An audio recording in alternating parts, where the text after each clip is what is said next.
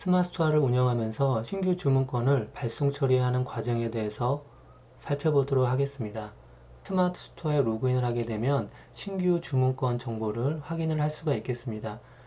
무통장 입금으로 최종 정산이 진행되지 않은 경우에는 결제 대기 건수로 표시가 될 수가 있겠습니다.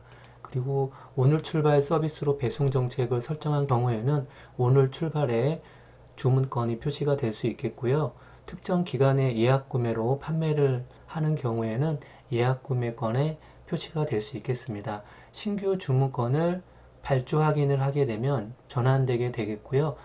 최종 발송 처리를 하게 되면 배송 중 단계로 넘어가게 되겠습니다. 신규 주문건이 발생했을 때 신규 주문 건수를 클릭을 하게 되면 주문건에 대한 전체 목록을 화면으로 볼 수가 있겠습니다. 신규 주문건을 발주 확인을 하지 않고 발송 처리를 하는 방법도 있겠지만 발주 확인을 하게 되면 배송 준비 단계로 넘어가게 되겠고요. 전체 주문건을 그리고 주문건에 따른 배송 방법, 택배사 선택, 송장 번호를 넣고 발송 처리를 하면 배송 중으로 진행된다고 볼 수가 있겠습니다.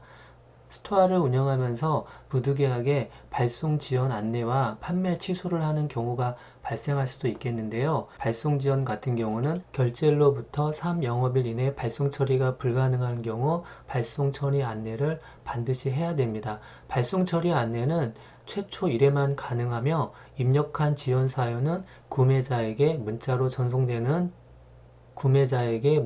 자동 안내가 됩니다. 발송 기한은 결제일로부터 최대 90일까지 설정이 가능합니다. 단, 발송 지연 안내 처리는 초 1회만 가능하다라는 점을 유념하시고 발송 지연 안내, 발송 기한, 발송 지연 상세 사유를 입력한 후에 발송 지연 안내 버튼을 누르게 되면 발송 기한 날짜가 재조정되는 구조라고 보면 되겠습니다.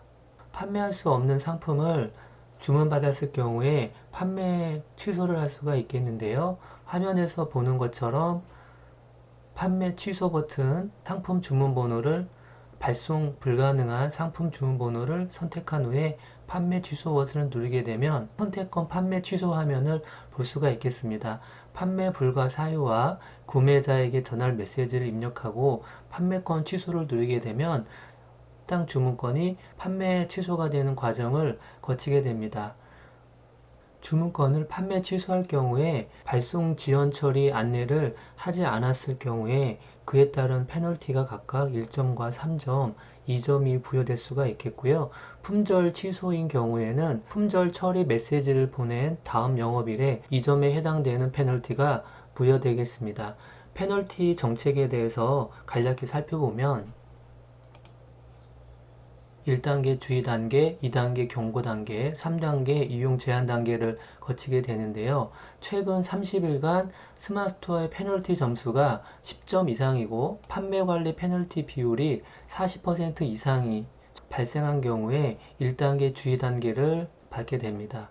그리고 주의 단계를 받은 판매자가 최근 30일간 스마스토어의 페널티 점수가 10점 이상이고 판매 관리 페널티 비율이 40점 이상인 경우에 경고 단계를 받게 됩니다. 그리고 경고 단계를 받은 판매자가 30일 동안 스마스토어의 페널티 점수가 10점 이상이고 판매 관리 페널티 비율이 40점 이상을 받게 되면 스마스토어 이용 정지가 처리될 수 있기 때문에 스마스토어를 운영하면서 페널티 정책에 대해서 세심하게 살펴볼 필요성이 있겠습니다.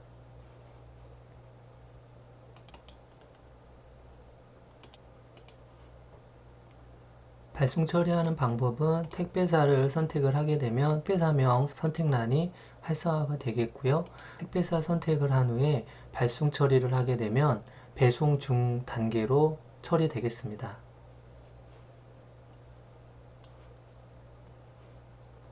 스마트스토어 기반 매출 향상을 위해서는 스마트스토어에 쏟는 시간, 그리고 노력, 그리고 충분한 시장 분석을 통한 치밀한 전략, 그리고 스마트스토어를 통해서 매출 향상 이상의 가치를 만들고자 하는 절실함이 반드시 수반되어야만 그 안에서 변화 또한 만들어질 것이라고 확신합니다. 스마트스토어를 통해서 매출 향상이 되는 그날까지 모든 분들을 응원드리겠습니다.